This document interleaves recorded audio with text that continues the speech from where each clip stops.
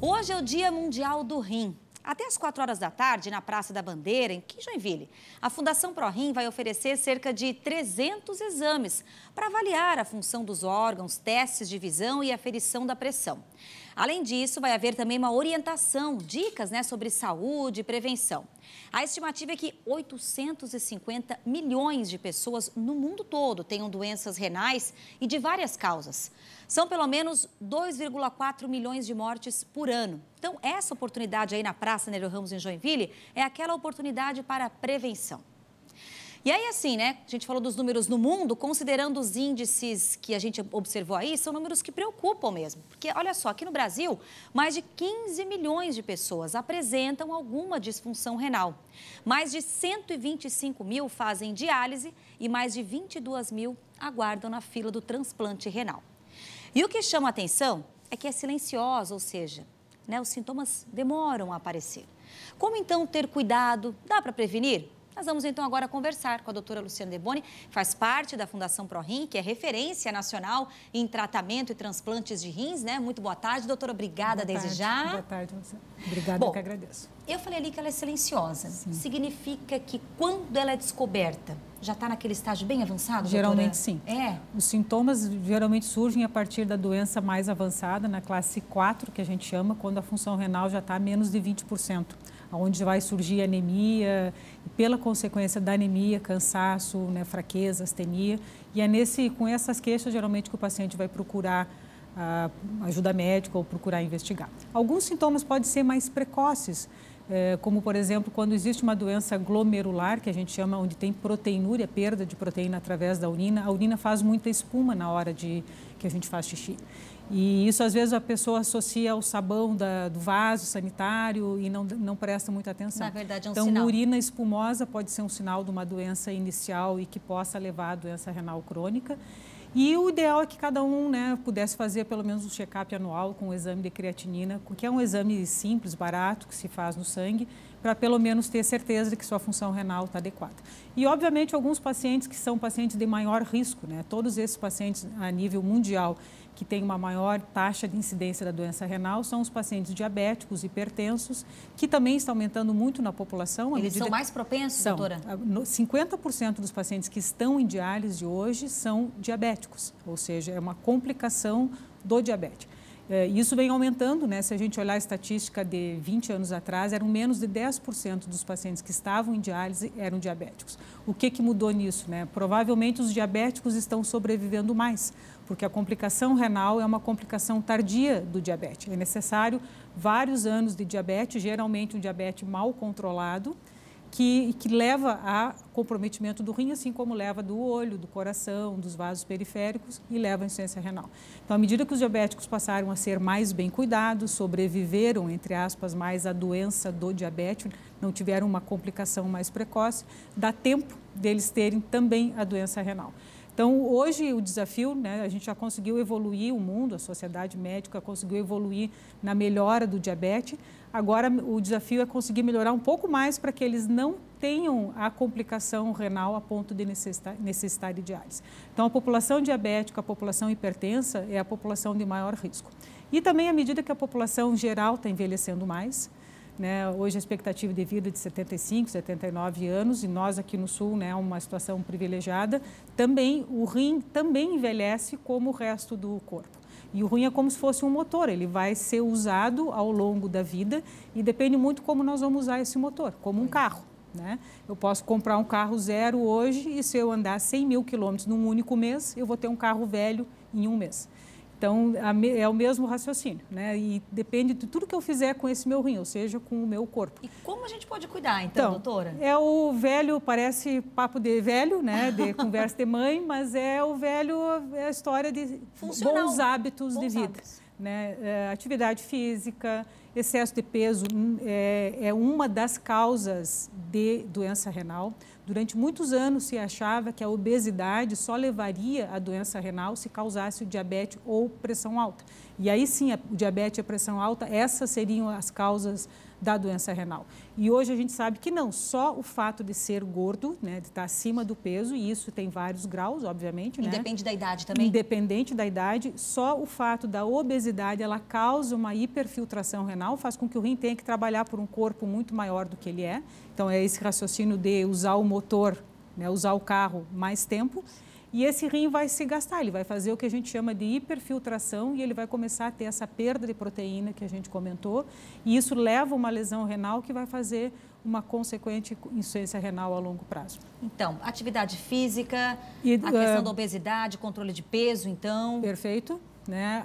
Bons hábitos alimentares, né? Isso também existe uma preocupação hoje atual na Sociedade Nefrológica Mundial, com toda essa febre e tendência mundial de suplementos orais, de dietas hiperproteicas, que são todas coisas que eventualmente sobrecarregam a função renal. Lembrando que o nosso rim, ele é quem vai filtrar o nosso sangue. Tudo que eu tomar de remédio ou vai ser metabolizado pelo rim ou vai ser metabolizado pelo fígado, não existe outra opção. Então, de alguma forma, um ou outro vai estar sendo sobrecarregado na medida em que eu aporto muita coisa em excesso para o meu organismo, seja ela uma hora proteína, vai responder, então. Vai sobrecarregar e vai responder. Então, essas dietas com aporte proteico muito grande, a proteína é uma coisa que o rim vai ter que filtrar e o excesso de proteína pode levar a uma lesão renal. Isso é uma coisa que tem sido revisada na sociedade nefrológica porque tem hoje uma febre mundial de dietas hiperproteicas para redução de peso, ganho de massa muscular. Até que ponto isso é uma atividade saudável? Do ponto de vista do nefrologista, não é visto com muito bons olhos, porque se entende que isso é uma sobrecarga renal. Tomar bastante água também? Bastante água. Então, controlar se tem alguma doença crônica, diabetes, pressão alta, hipotireoidismo, enfim.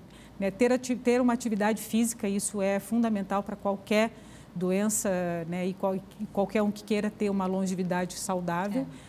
A ingesta hídrica, lembrando principalmente que à medida que a gente vai envelhecendo, o centro da sede, ele desativa. Então, o paciente idoso é que nem criança, ele não sente sede. Sim. E ele vai deixar de tomar água e isso é muito importante. E o hábito da água é hábito, né? Tu tem que colocar no dia a dia, né? Exatamente. Doutora, a gente recebeu uma participação pelo WhatsApp. Vamos dar uma olhada em quem está acompanhando a entrevista, quem quer mandar alguma pergunta. A Célia Terezinha, já tive pedra nos rins e hoje tenho muita dor nos rins. O que pode ser isso? E também é muito comum a pedra nos rins. Pode levar à insuficiência? A principal causa, a pedra nos rins, muitas vezes, é algum distúrbio metabólico, que a gente chama, que é o excretar, eliminar alguma substância em excesso na urina, o mais comum, cálcio e ácido úrico. Mas a principal causa de litíase renal não é esse distúrbio metabólico, é a falta d'água. Porque o rim, ele excreta uma quantidade fixa de cálcio, de sódio, todo dia. E se eu vou diluir essa quantidade fixa num copo d'água ou em 3 litros d'água, essa urina vai ficar mais ou menos concentrada. Quanto menos concentrada, quanto mais diluída, menor o risco de fazer pedra. Então, a principal causa de pedra é falta d'água. E o fato dela ter tido uma vez litíase não necessariamente significa que a dor lombar que ela tem hoje seja a litíase. A dor lombar, o mais comum é lombalgia, dor muscular, dor pela má postura, pela atividade física inadequada. Então, entra a atividade física que possa ser realizada para o corpo exercitar. Então, o correto, se ela teve uma história de litíase, é fazer uma nova avaliação, repetir um ultrassom, um raio-x, para ver se ela ainda tem algum cálculo residual ou não. Tem mais uma participação pelo WhatsApp, vamos conferir agora, vamos dar uma olhadinha. O Emerson do Ademar Garcia, tomar medicamentos para controle de pressão arterial pode levar ao comprometimento renal? Entra a questão do hipertenso? Pelo contrário, né? O controle da pressão arterial é fundamental para evitar a progressão da doença renal, mesmo pacientes que têm uma doença renal de outra causa, como diabético, ou que tenham doenças primárias, que a gente chama glomerulopatias, doenças que são próprias do rim. O controle da pressão é fundamental para evitar a progressão da doença renal. Então, pelo contrário. Está ajudando. Ajuda. Bom, eu vou pedir para a doutora ficar aqui um pouquinho, porque a gente recebeu um vídeo e a doutora faz parte da equipe da Fundação ProRim, que é uma referência na questão do atendimento, na questão do transplante. E aí a gente recebeu um vídeo que eu achei assim muito especial, de uma pessoa muito especial, que traz até uma mensagem positiva quando esse é o assunto. Vamos acompanhar. Oi, pessoal do Ver Mais, sou a Carolina, sou transplantada renal. Minha saúde está muito bem. mas continuo fazendo tudo que os médicos pedem, continuo cuidando da minha saúde diariamente, me hidratando, fazendo exames periódicos, cuidando da minha pressão, tendo uma vida saudável. Eu acredito que é isso, é esse cuidado diário que a gente tem com a nossa mente e com o nosso corpo que faz a gente ter uma qualidade de vida e esse bem-estar que isso tudo proporciona pra gente. Então eu queria dizer que a gente, nessa semana, a gente deu uma atenção especial aos rins, que são tão importantes e vitais para o nosso corpo. E deixar um recado que cuidem dos seus rins, se hidratem, tenham hábitos saudáveis. E queria deixar um abraço bem grande também para o pessoal da ProRim, que sempre me acolheu e continua me acolhendo até hoje. Uma gratidão eterna por vocês, pessoas que têm muito amor no coração. Muito obrigada. Linda história, né, doutora? E a doutora conhece a Carolina. Sim, é paciente. Não, a Carol é um caso de sucesso. A Carolina fez o segundo transplante, na verdade. Ela fez um primeiro transplante que durou alguns anos e fez uma rejeição e perdeu o transplante, fez um segundo transplante.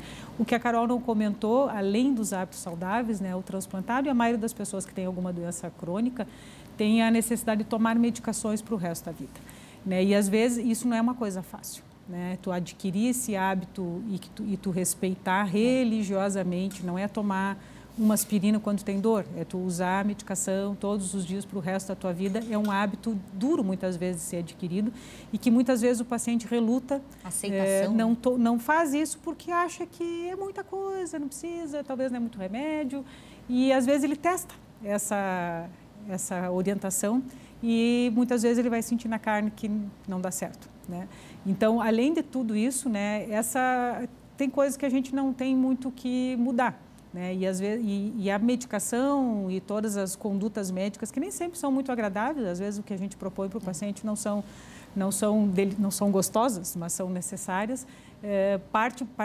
Precisa muito também dessa aceitação de cada um. E a Carol conseguiu atingir esse equilíbrio hoje, né? De ela entender que ela precisa fazer a parte dela. O médico é como um padre, eu digo, né? Tu vai dar todas as orientações, agora se a pessoa vai seguir depois em casa, na sua vida, na sua comunidade, depende de cada um.